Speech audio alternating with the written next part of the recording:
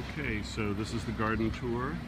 It is the first weekend in May, and last weekend everything bloomed at exactly the same, or over the weekend everything seems to be blooming at exactly the same time because we had a really crazy winter. So this is our house, and you can see that we've got our crabapple tree. The Japanese crabapple is blooming, and it is just full of flowers. And then here, on this side of the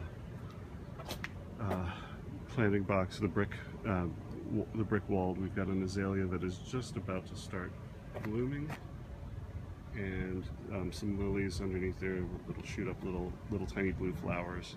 And then over here, our tulips are out, and we've got another azalea there, which will be wall-to-wall red flowers in probably another couple of days. And way back in the corner there, you can see the hydrangea that had a rough winter 2 winters ago, but it seems to be coming back pretty fully.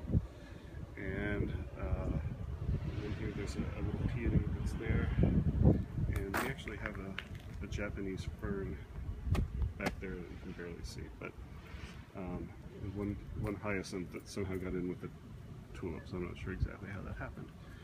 And then on the steps you can kind of see David planted some little like cone-shaped flowers there. And then I'm going to come back here to do the backyard. You can walk back on along the driveway, and you see our garage and our car, and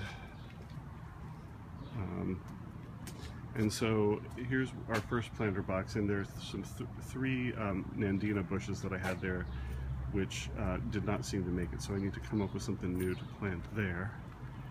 And then we'll go back over here. We've got the gate.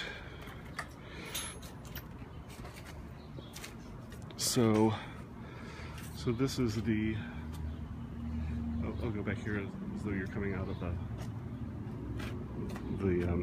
so if you come out the back door, this is where my tomatoes will go eventually because it gets good sun. And then there's this yellow twig dogwood that just is going like gangbusters. And then over here, there's the planter box with the kind of dead plants, dead bushes in it. And then the viburnum that's in a pot. And this, the flowers are really small, but they smell incredibly good. They're very fragrant. And then I planted some new grasses in this planter box, so that's hopefully going to spread out and fill in. And then down here I've got my whiskey barrels. That one has rosemary, thyme, and oregano. That has sage, cilantro, chives, and parsley. And then I've got one with just basil, and I forgot to put my little spade away. And then mint, and then these are some flowers. And then back along here we've got the bleeding heart, which just came out of nowhere a couple of days ago. And a couple more hydrangeas that are just starting to come back after the rough winter they had a little while ago. That's the forsythia and my composter. Oh, and then some cats in the yard. There's a little fern back behind the rock here. And this is our crepe myrtle, which looks like it's starting to bud. We were a little bit worried about it, but I see some buds out there, so I think we'll be okay. Another hydrangea. We put an old radiator out here just as a little garden ornament, but I don't know how much longer that's going to stay out here. We thought it would be decorative and somehow, but it's now kind of rusting.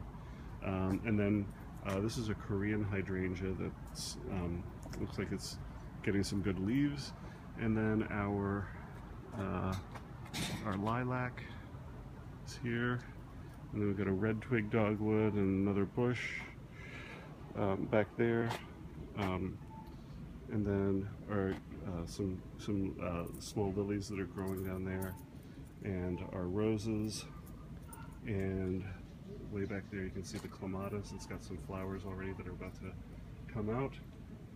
And that is the garden. So this is our relatively new fence. We had to put it back up after Hurricane Sandy. So now I'm standing back toward the back of the house. And so this is just panning across the whole yard. And that's it.